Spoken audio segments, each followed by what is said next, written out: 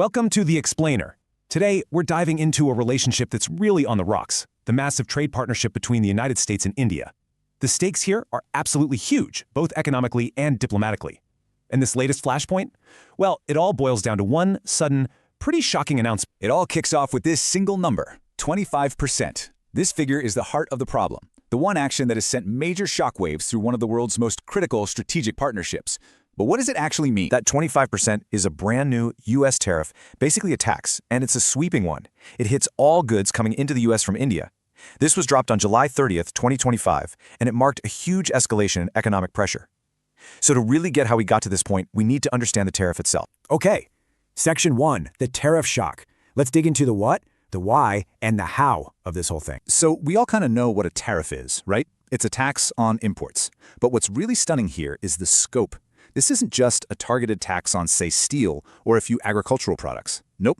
This is a 25% levy slapped on everything India sells to the U.S. We're talking textiles, pharmaceuticals, even high-tech software services, the whole shebang. So why such a drastic move? Well, the official reasons given by the U.S. are a mix of trade and geopolitics. The first one is a familiar story. The U.S. says India's own tariffs on American goods are just too high. But the other two reasons, that's where things get really spicy. The U.S. is also pointing to India's continued buying of Russian oil and its deals for Russian military gear, which Washington sees as undermining global sanctions. All right, Section 2, the economic fallout. A 25% tariff isn't just a number on a page. It lands like a punch to the gut for businesses, for supply chains, and for jobs.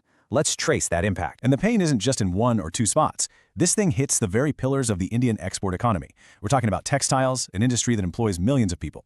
Pharmaceuticals, where India is a powerhouse supplier for the entire globe. And it even reaches into the high-tech world of auto parts and IT services. And if you want to see just how deeply woven together these two economies are, just look at a giant American company like Boeing. It relies on over 320 different suppliers in India. That's not just a small connection, it's a huge, complicated web. So what's the dollar value of that connection? $1.3 billion every single year. That's how much business Boeing alone does with its Indian suppliers. So you see, a 25% tariff doesn't just throw a wrench in the works for one company. It threatens an entire ecosystem of over 300 Indian businesses and all the jobs that go with them. Okay, Section 3. Diplomatic reactions. You just can't make an economic move this big and not expect an immediate and, very forceful response from the other side. And the reaction from the Indian side can really be summed up in one word: defiance. You can hear it loud and clear in this quote from the Indian MP Shashi Tharoor. He calls the tariff unreasonable and basically signals that India is ready to walk away from the negotiating table rather than give in to what it sees as pure pressure tactics. And right here you can see the fundamental problem. The two sides are speaking completely different languages. From the U.S. view, this tariff is a tool, a geopolitical message about its foreign policy priorities. But from the Indian view, this is all about getting a fair and balanced deal, one that respects India's own national interests, not one that's dictated by Washington's agenda. To really get the full picture here, you have to look beyond the balance sheet. This isn't just about dollars and cents. This is all happening within a much bigger story of really ambitious goals and, frankly, some seriously growing distrust. It's kind of wild to think that just a little while ago, both countries were celebrating something called Mission 500. It was this shared, ambitious goal to more than double their trade all the way up to $500 billion. A tariff like this doesn't just mess with current trade, it completely torpedoes that entire long-term vision of a deeper partnership. And it's just stunning how quickly things went sour. I mean, look at this timeline. In early 2025, they're setting this huge optimistic goal together. By the middle of the year, India is getting nervous about what it sees as the U.S. getting friendlier with its rival Pakistan. And then, bam, in July the tariff hammer falls. You see, this isn't just some isolated argument. It's the result of a very rapid erosion of trust. Section 5, the road from here. So, what happens now? Where do these two massive countries go from here?